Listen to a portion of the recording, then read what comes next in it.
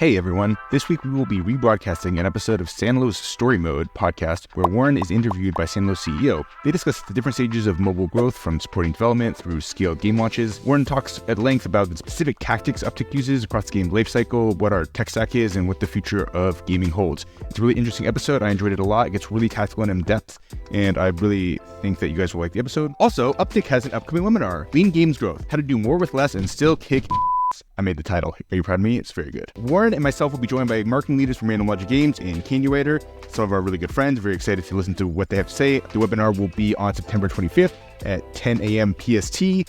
So please join us. You can register right now from the link in the description. And now, without further ado, let's get on to the episode. 3, 2, 1. Story mode.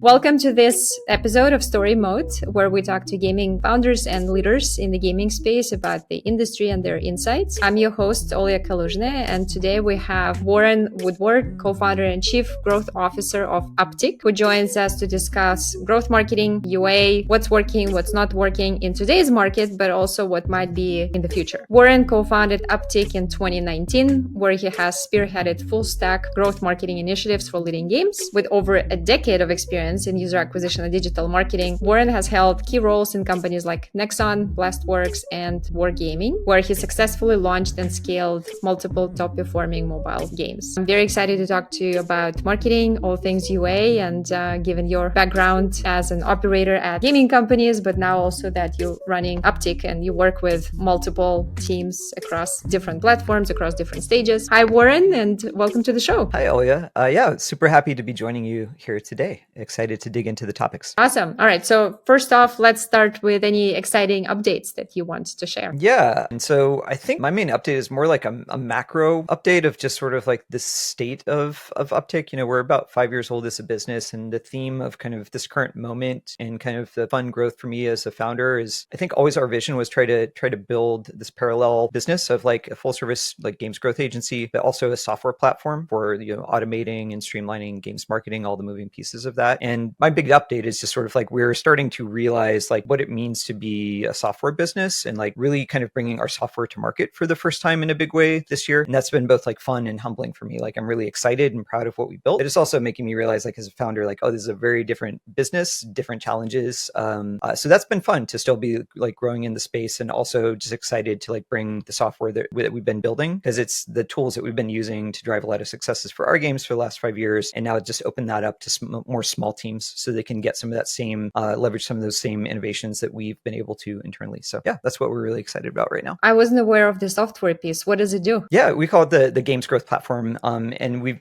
just basically made it a hub to replace all the common tools and cost centers that most growth marketing teams have. So like a thing that I found working in growth marketing and user acquisition teams is you always get zero engineering resources as a marketer. And so everything is just kind of done hard mode in spreadsheets, or like working with the attribution provider data, which is usually really ugly and hard to manipulate. So like main functions we have is like pulling all the marketing data in one place. So like all your socials, like pulling in X, pulling in Twitch streaming, pulling in Discord data, and then pulling from all the ad networks and UA channels. And then we have a whole DAM, like digital asset manager, for like creative workflow and like managing production at scale. And then probably the highest cost and replace is like Looker, Tableau, dashboarding. So both like plug and play dashboards for all the marketing dashboards that are common for businesses, but more importantly, like a very innovative and refined data science models for things like forecasting future user value, for estimating ROAS, or working around scan privacy. So even if users are opting out, you can still estimate the value of those campaigns. So these are tools that like take a lot of cost and resources that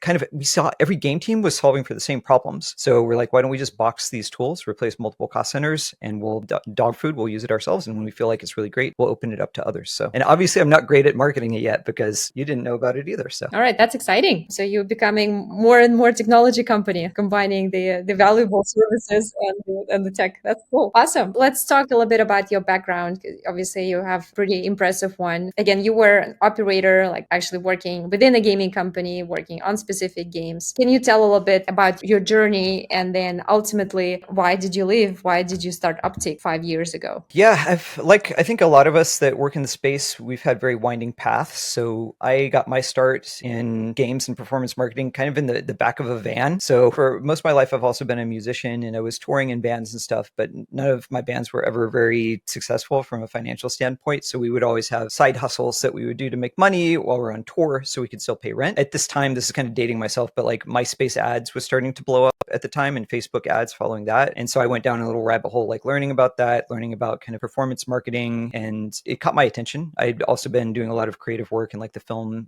production segment. I was a film editor previously. And so I was like, this seems like something I could do from like a mobile hotspot in the van. And I started doing like app marketing, running Facebook and MySpace ads, like literally from like a mobile hotspot in the van, make extra money. I learned quickly that like if I could make other teams money by doing like ROI positive marketing for them, I could make a lot more than the different like other kind of gig-based work I was doing at the time. So this was in like the mid 2010s that I kind of made this pivot and really embraced kind of performance marketing in general. And then on the game side, I've always been a huge lifelong gamer, big gaming nerd. Off to the side of me is like a closet full of Magic the Gathering cards. And I've always been a big, my video game setup is right behind me as well. So it's like I kind of built the generic skill set and then pitched myself to some game companies that were building games that I liked and ended up getting my first kind of real gig within a division of wargaming that was one of their mobile branches. Just kind of cold emailing them and saying like, hey, I'm playing your game. I do this kind of stuff. I think I could help you guys. And yeah, that was my first job in the game industry and I haven't looked back. Yeah. And then just kind of fast forward, kind of grew to working on larger game teams. Most recently ran the user acquisition division for the mobile arm of Nexon outside of Asia called Nexon M. And after doing that for 3.5 years, decided I had learned enough that I kind of wanted to break out on my own and kind of what I said in the beginning of like solve this problem of marketers not having the optimal tools to do their job because they never have engineering. So I had this kind of vision with my co-founder Tom of let's build this parallel company. Let's just bolt on to teams building great games of all kinds. And then we'll build this hybrid service where we provide all the tools and also provide the workforce. So yeah, that's my roundabout path from the back of the van to Upptic. So do you still play? What instruments do you play? Yeah. I've always played, sing and play. These days I play like the baritone guitar, which is kind of between a guitar and a bass. Awesome. All right. So no more touring for you these days? We'll see.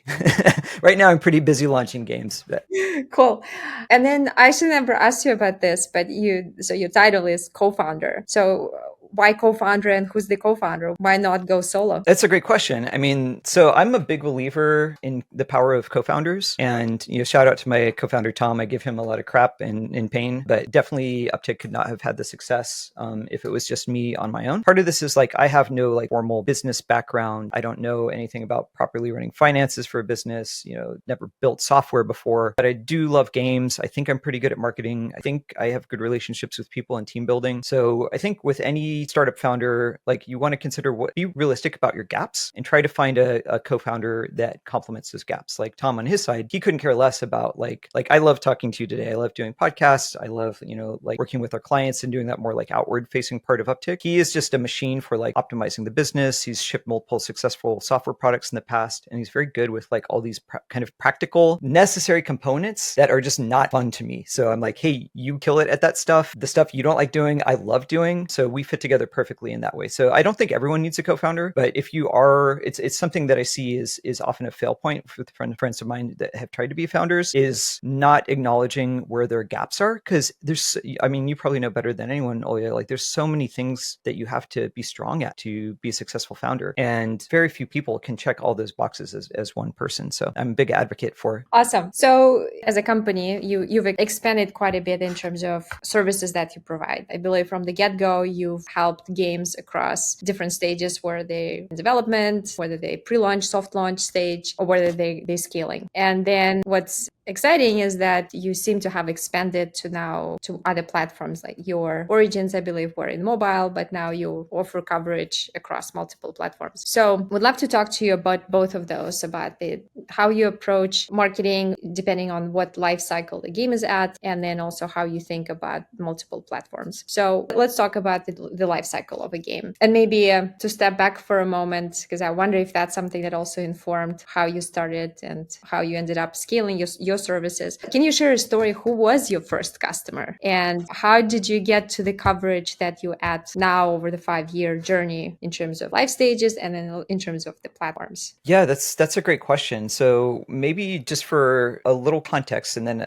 I will give you that story, just a little context for listeners for like the scope of work that Upptic does. We kind of bolt on and we do do kind of full scale user acquisition work. We develop creative, we provide the analytics, ASO, kind of idea of like, if you are building a strong game, we'll bolt on and be like all of the marketing and related needs that you need. So that being said, it's actually a pretty fun story. So it was GDC of 2019. And I was kind of crafting my plan for what I wanted to do after leaving Nexon. And a good friend of mine, David Bloom, introduced me to the founders of this game studio, Candy Writer, Kevin and Nodder. And I remember he kind of surprised me with an intro to them. Like I was going to meet him and he had been trying to connect me with them, and he surprised me with a meeting to them when I thought I was just meeting David. Anyway, point being, they were trying to, at the time, to like bring in someone to do user acquisition for them. Their app BitLife had been very successful organically, but they didn't really have the resources to scale because they're just like lifelong best friends that had shipped many games and finally found something that had like good product market fit. I came back after thinking about it with a counter pitch to them, which is like, I'm a big believer that growth marketing is very multidisciplinary. Even if you get like the best person, there's not one person who's going to be badass at creative, at data science, at managing all of the individual growth channels. No one person is great at all this. So what I pitched them was like, hey, I'm not going to come work for you, but what if I assembled a small team and you guys supported essentially like 1/3 of our operating costs? And between them and another developer,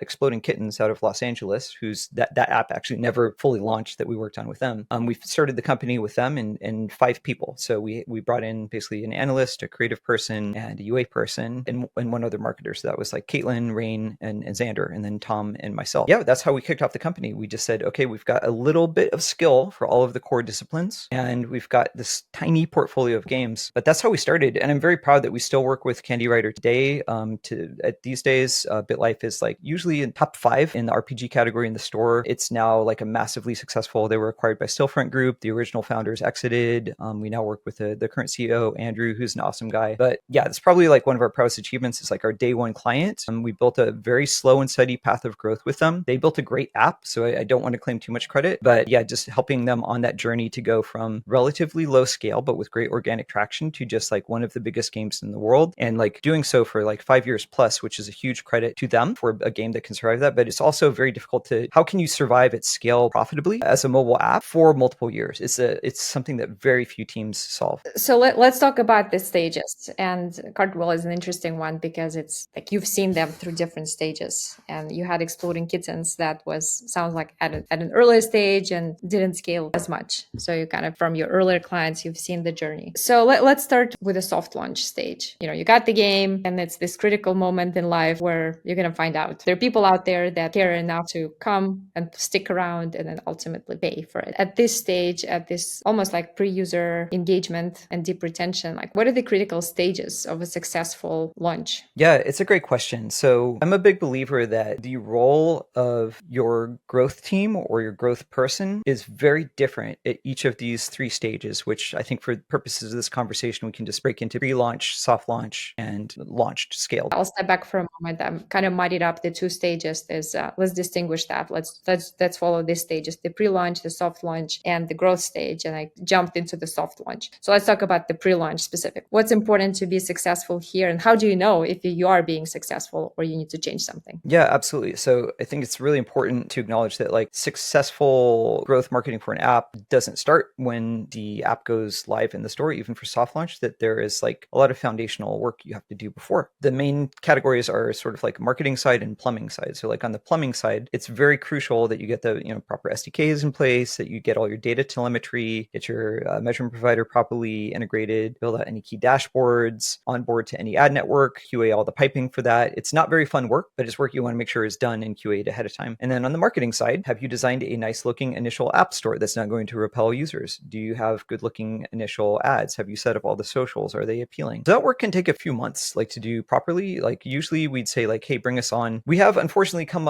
on ahead, like 5 days ahead of a global launch, and we'll make it work. It's not ideal, but in the ideal scenario, you have your marketing workforce kind of ramping up, I'd say like 3 months before you want the game to actually go live in soft launch, if you have that luxury. So yeah, the work of the marketing force at this point is kind of just building a foundation, getting the piping, getting the pieces in order for marketing. Moving on to the soft launch phase, you should not look at marketing as a source of revenue and ROI yet. They are a team to provide you players to get data and get learnings on the product. That's how we view our role. We say, okay, we're in soft launch. Our role here is to bring you the right kind of data in a timely and efficient manner. To some degree, we don't care yet what the ROI is because we're acknowledging the game is not tuned, the marketing funnel is not tuned. In order to tune it, we have to start bringing people through this funnel. So our service at this stage is trying to efficiently bring people through that funnel, then analyze that data with you to understand what's happening. And in that phase, it's very important to set egos aside because almost inevitably something will look bad. Most games fail, and especially 99% of games in soft launch are going to have things that are very suboptimal and breaking. What we see less experienced teams and founders do here is look to point fingers. So it'll be either pointing fingers internally or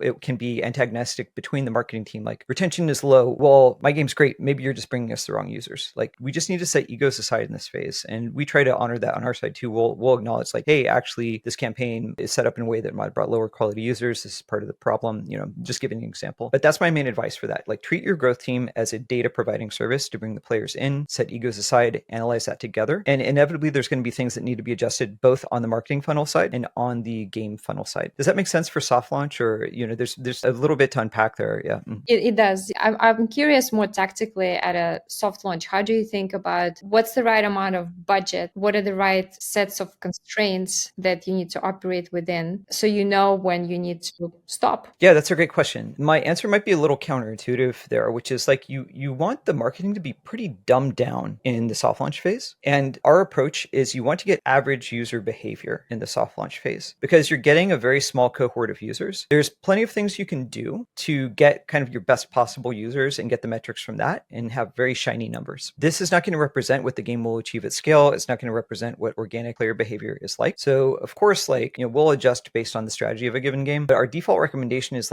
let's get broad average player data because this is going to be sort of the mean data that we see when we go live at scale. And so this might mean some very broad targeted campaigns. And typically we'll just like one of the large first party channels, Meta or TikTok. And the reason being you want to reduce, you're going to have these marketing campaigns on for a very small period of time, might only be a couple of days. So you want to reduce the volatility. One reason to avoid, even though these networks are very important, you want to avoid generally things like Google, Unity ads, Iron Source, AppLovin, etc., because the traffic is not one thing from those. It's thousands of different things, meaning like different placements, different apps, and you're increasing the volatility. Again, the function of growth at that time is bringing in clean data on user behavior. So if you add this element of, actually I'm buying from 5,000 individual apps and it's going to be an algorithm that I don't see that decides which users from which apps are coming in, that's going to make your traffic look wildly different one day to the next. You might see retention cuts in half between Monday and Tuesday. Oh my God, something broke in the game. No, it's just like today all the traffic's coming from Subway Surfers because that's what the algorithm decided. So you want to reduce volatility, and we think the best way to do that is to bring directly from like one flow from one app. And that's why bringing users from TikTok or Facebook with one very simple broad targeting set is, we believe, a very easy way to get clean data. Another nice thing about this is like it's something teams can do on their own. So if you're not ready yet to bring in an external party or to grow your marketing team, you can take these tips and maybe like execute this first stage of soft launch on your own. Does that make sense? Yeah. What derives a decision around whether it's a Facebook or whether it's TikTok? Is it the genre of the game? That's a good question. I would say for the most part, most people should just stick to Meta, to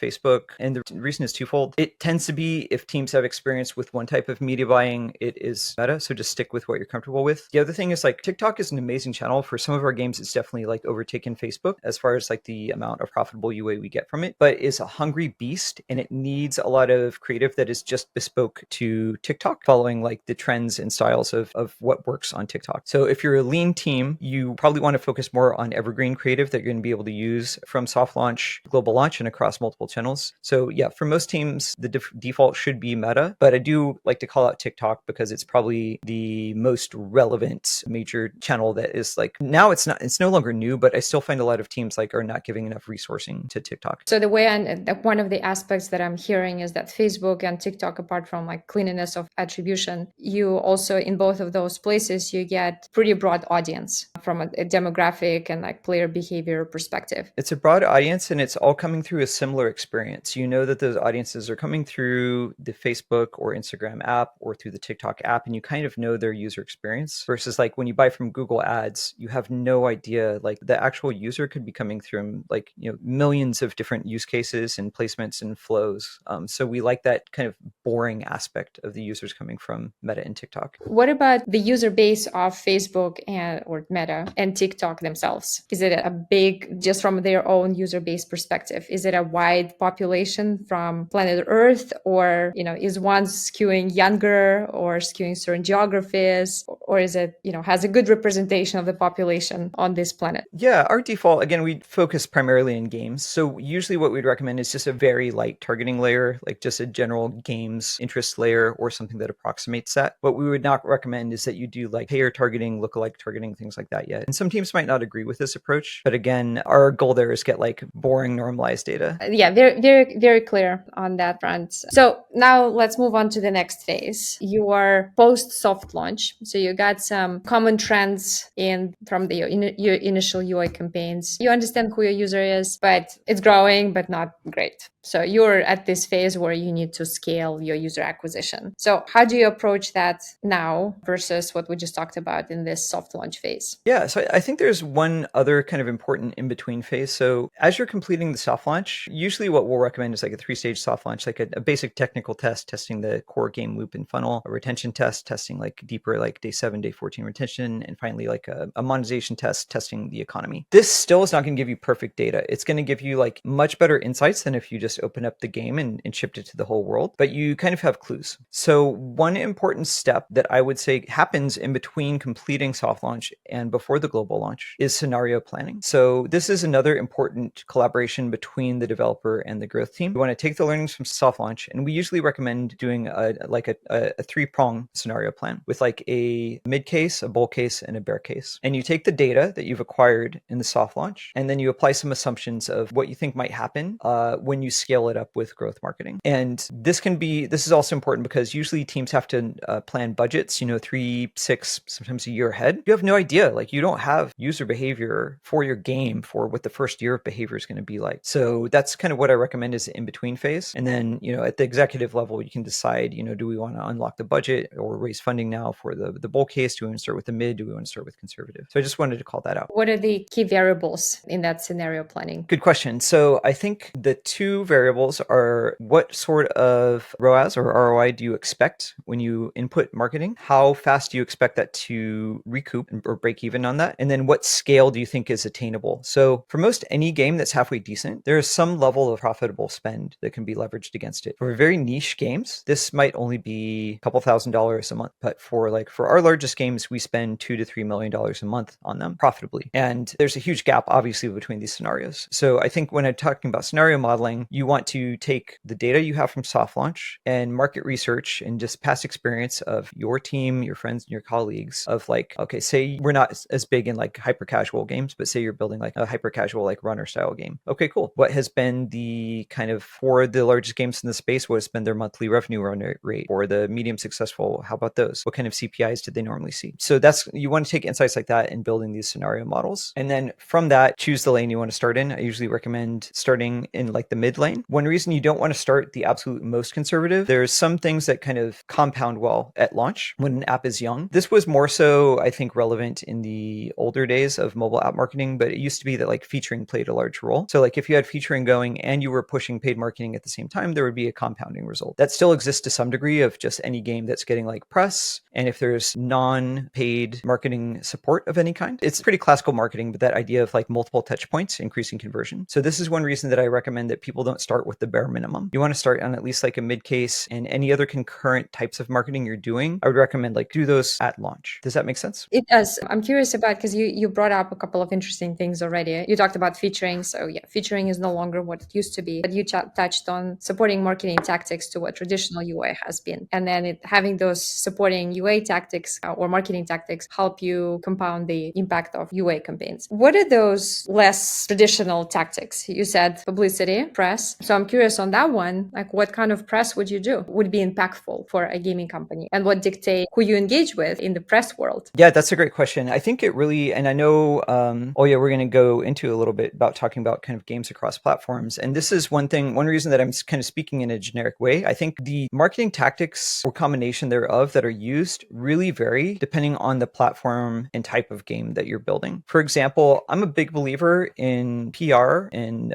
content, like traditional traditional press for console and PC games. And performance marketing often is pretty weak for those. Now, for mobile games, turn that on its head. Like performance marketing is probably the number one force, and very few people discover mobile games through traditional gaming press. And it's more dictated by the user behavior. Like the PC console players read certain publications, and that's where they discover games, versus mobile behave differently. Is that? Yeah, or video coverage, websites. And one area that we leverage more and more, and I know we're going to touch a little bit on Web3 later, is content creators and kind of respected voices within that segment. So this is another layer that's this one, content creators, KOLs, influencers, call them whatever you will. This is quite important and relevant for PC and for Web3. But again, for mobile, I would typically avoid this strategy. So point being, there's there's going to be, I'm not going to attempt to speak to brand marketing because I have maybe some controversial opinions there. I think brand marketing is just kind of a lazy catch-all for marketing you're not measuring. I think any marketing is brand marketing to some degree. It's just, it tends to be the thing, what you call marketing you're not measuring. So that being said, brand marketing, performance marketing, content creators, PR, all of these have valid lanes, but depending on the audience for your game and the platform for the game, you won't use every lever for every game, nor do we on our game launches. But that's part of what you're figuring out in the soft launch and go-to-market planning. Like when you're planning your different scenarios, maybe it's that you're only activating these big brand marketing pushes if you achieve a certain benchmark of performance marketing in the first 3 months or something. So actually, let's step back. You have very structured thinking around many topics. So I'm curious, actually, if we step back, when you think about marketing, and you mentioned a few of those swim lanes, for lack of a better term. When I think about the marketing from the B2B perspective, one of the breakdowns that I learned at some point, and it made sense in the space that we're in, it is this brand marketing, right? And it's you being out there, you being recognized, your brand is recognized, and you stand for something, and you being associated with that. So you have a set of values that you're known for. Then there's the content marketing. So kind of PR falls into this, like any content that you produce natively. Then there's the performance marketing. So anything that's like really measurable and attributable. And then so when you think about marketing for content gaming, what are those buckets of marketing that you think of that you then, it's almost like sounds like they're different buckets. And then depending on the platform, depending on the genre, then you pick and choose the right tactics for each of the buckets to then have a comprehensive compounding marketing campaign. So what are the buckets? That is a big question. So yeah, you're exactly right. There's kind of like the macro buckets and then the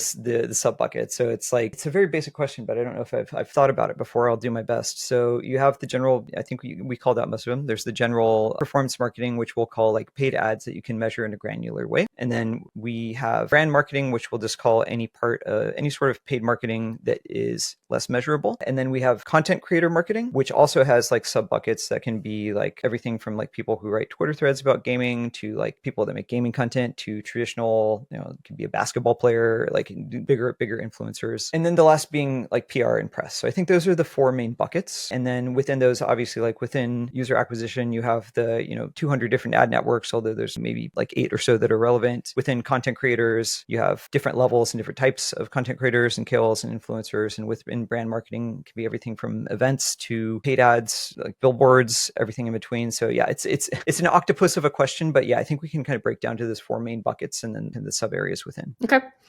So let's talk about the platforms, because it seems like we keep kind of alluding to the topic. You've alluded to that earlier as well. Like you see this, like the importance of growing your game and like having your presence across multiple platforms is here. It's been talked about for a while, but like there are more and more companies that are actually executing on that, so that they're not only on one platform, not only PC, not only mobile, not only console, dipping their toes in VR, AR or subscription, other avenues. So why multi-platform and why now? Why is it happening now? We really made a choice as we grew our business. I think we started as more an app marketing business. As we kind of learned what we were passionate about and what we we're good at, we decided to double down, not necessarily on the mobile sector, but just as games, as product category, and really just take our strategy as we will evolve as games evolve. And ultimately, like a fun game is a fun game. The player doesn't care too much about the underlying technology. And especially as technologies advance, I mean, how many points in our life do we have a screen that we interact with? And the line between these screens gets increasingly blurred as technology advances. And I think more and more games are being created agnostic of specific platforms. And to add a layer to this, I think the underlying technologies are going to get more blurred as well too. We've put put, some would say maybe too many resources into Web3 gaming as a segment. This is because we believe it will just be like another layer that is kind of like intrinsically tied to gaming over time. But that's its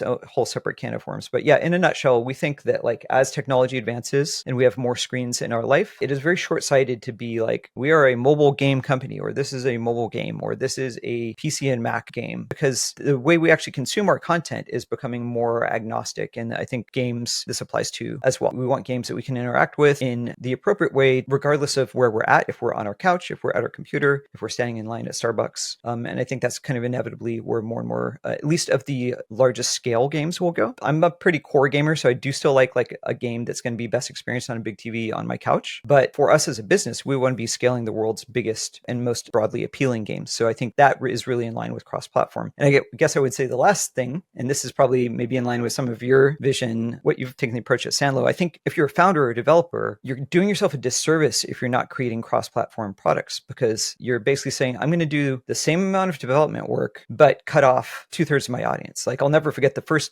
game at a full-time job I had. It was an iPad only game, not even tablet only. It was only on iPad. And when I realized that, I was like, dear Lord, we've like cut off like 98% of our addressable market, but the cost of development was still the same. So yeah, that's a bit of a rant, but there's a number of reasons that developers and marketers should be defaulting to cross-platform for your game development. You talked about the consumer side, how consumers behave, how we as humans behave. In your journey of running Upptic over the last 5 years, if you think just anecdotally, when 5 years ago versus today, in your conversations with gaming companies, what percentage of companies 5 years ago were thinking, and not just thinking, but acting on being at least on more than 2 platforms, versus what the percentage of those developers who are doing something of having more than 2 platforms today? Has it grown or has it stayed the same? Oh, it's definitely grown. Yeah, I think especially when we do meet developers at earlier stage, I would say the most common trend I see is games that are born of PC by default have mobile on their roadmap at some point. It might be a branch of the game or a spin-off or like a sub experience, but I would say even like, 5-6 years ago, there was more firm lanes of like, it was a mark of pride of like, oh no, this is a PC only game. Like, we don't want to dabble in mobile. For me, I think a big defining point is like having the first generation that grows up without the stigma of mobile gaming. Like, I'm old enough that I saw kind of mobile come of age, and all of the gamers that were my age or older, there's like a strong stigma against mobile. Like, there's not real games, like free to play, like it's not a real game model. It's abusive, and all this stigma. But people that grew up with this as a norm, they've embraced it. They don't have that same stigma. And I think as that becomes the core of the game market, people that have grown up with free to play, with mobile as part of their lives without any intrinsic bias towards it, that has made developers be more open-minded. And it's these people that are coming of age and becoming the developers. Like, why wouldn't we include mobile? Why wouldn't we be cross-platform? So that's my take on it. I think it's just a maturation of non-traditional gaming devices like coming of age and being normalized and kind of the default and the norm that has led to this. So if we stay with this thread of PC, what can a PC game learn from mobile and Web3 from a user acquisition perspective? Yeah, so two very different questions. So what can a PC game learn from mobile? I have one very specific answer. Measure stuff. Most PC games are not measuring stuff. There seems to be this belief that you still can't do attribution on PC. That's not the case. There's very good dedicated companies like GameSite is one we've worked with a lot that's like dedicated PC attribution. It's a little more finicky, I would say, just because of this similarity between because of the walled gardens and kind of closed ecosystems of Android and iOS. It's made, I think, measurement easier because everything's more normalized there. But yeah, 100% you can do attribution for PC gaming, for Steam, for Epic. And most teams, I would say 90% of teams aren't doing this. They're spending money on advertising. They're not attributing. They're not measuring. And that is the number one thing that they can learn from mobile. So if you don't want to work with a team like GameSite that is specifically doing this and you come from mobile, talk to AppsFlyer, talk to Adjust, talk to Singular. They've all started expanding into PC and cross-platform as well. So we have no bias. We worked with all of them. But yeah, I think more dispelling this idea that like, oh, it's PC, we can't measure it. Now, what can PC learn from Web3? I think this is on the other end of the spectrum. It's community building, which is a bit cliche, but like Web3 has really harnessed the power of how can you make your community feel like they're part of the journey of bringing your game to market, involving them in different ways, elevating leaders and content creators within the community, giving them a voice, bringing them onto the team in official and unofficial capacities. And I think that's one thing that PC games could learn a lot from Web3. It's just Web3 industry, it's kind of the opposite problem. We've built communities without real games. But I think that's definitely one thing that PC gaming can learn from Web3 is like, how can you get a community really fired up and engaged and part of the journey with you? And now let's do the same for mobile. What can mobile learn from PC? And then separate question, what can mobile learn from Web3? Yeah, these are tough questions, Olya. I think kind of to go back to earlier point, there's no intrinsic reason that mobile games can't be embraced by gaming press and content creators, other than we've just sort of like taught ourselves that's not the playbook. Back to the point we were talking about a moment ago of like now the kids that have grown up with mobile as their default gaming device, they're now adults, they're now starting businesses. I do think that those that are making mobile first games should at least think about like, do we have the kind of game that actually like maybe the press would like, that we would get good reviews, that there's actually an interesting angle here? Would content creators, like, is there a hook here that's going to be compelling to content creators? Like, would people stream this on Twitch? So I think that in mobile, we have our blinders on to like, we do performance marketing, we do paid ads on Facebook and Unity ads and Google, and that's how we bring a game to market. So I would say at least do the thought experiment of saying like, well, why not? Why wouldn't our game work? Why is PR a bad fit for our game? Why would content creators not want to work and cover this game? So I think that's what they can learn from Web3. Do you include traditional press into that as well, or traditional journalists rather than content creators? Or are you talking about independent content creators, the micro, macro influencers? That's a good question. I think it depends a lot on the game. If it's a game that's just, you have to be honest with what your product is. If it's really only going to appeal to core gamers, I don't think there's a reason to work with mainstream press, and I would expand that to like mainstream influencers. Like, you don't want to pay like a basketball player several $1 million to make an Instagram post about it. But one nice thing about this era of gaming and mobile coming to maturation is like, most of us are gamers, whether we identify as gamers or not. So if there's a compelling hook, that means that like, one thing I like to look at is like, even though I'm not a PR guy, I'm not a PR person, but when we've had founders that have had really interesting stories, I do think, and I encourage them to like explore PR, telling the founder story, telling the team story, if it's something that's like actually relevant and going to make people more likely to engage with the game. Like, there's a woman named Mari Kim from the company Kokone that we've been working with her and her team on a game, and she has had an amazing story, kind of emerging as like a street artist and kind of going viral for her art, and then coming up in the industry as an executive, and then kind of building her vision into the games that she's launching. And I think that's her story and her journey as coming up as like an artist and a founder with like a unique background. It actually makes you more curious to experience her game world and like see what she built. But I wouldn't say that if it's like, you know, you're the EA executive that's launched 17 games and this is your 18th game, no shade to EA, like that story is not really as compelling, right? So yeah, I think it's case by case, but like with any game, it's like, what is the, you know, unique things about your story? And is there anything that actually matters to players there? Gotcha. So you as a marketer, what are you most excited about in terms of how a game, and now we're going to blend together all the platforms, all stages, can grow its player base? Like, what are the interesting channels, tactics, whatever that is, you're excited about to work with? Yeah, I'm going to give maybe a cop-out answer here. Sorry to say, but like as AI becomes more mature, as the algorithms of these ad networks become more mature, I think the fun thing about being a marketer right now is the ability to move up the value chain and start working in more strategic ways. Like, one way that I'll know that a team is a bad fit for us is if they're very specific that all they want us to do is like optimize their Facebook campaigns. Like, don't work with us on creative. We have the strategy, we have the creative. We just want to give you the Facebook account and make that be better. I usually tell them like, it's not going to be better. Like, at this point, the algorithms are so advanced that if the only lever for your marketer is within the Facebook dashboard or whatever ad network, at best they're going to get like incrementally better results. Like, the emerging role of a marketer is more strategic. It's more, you know, the things that we talked about today of like, what's breaking in the funnel? What's the message that's going to be compelling and creative? You know, what are the trends going on TikTok that maybe we can harness, or creators we want to work with? You know, these are also more fun challenges. The other side of that is the really in the weeds side. And this kind of ties back to like why we've really doubled down on our software side is like, as privacy laws mature, it's getting a lot harder to measure these things. So I think that's a fun part for a marketer too. If you're more attracted to like the product and solution side of things, there's a ton of new problems emerging in the industry that can really be solved on this kind of collaboration side between marketers and software developers. So yeah, it's kind of like you have a bifurcated path. Your job as a marketer is no longer tuning knobs on Facebook. You either need to go up the value chain on the strategic side, or you need to go deeper in solving some of these data piping and measurement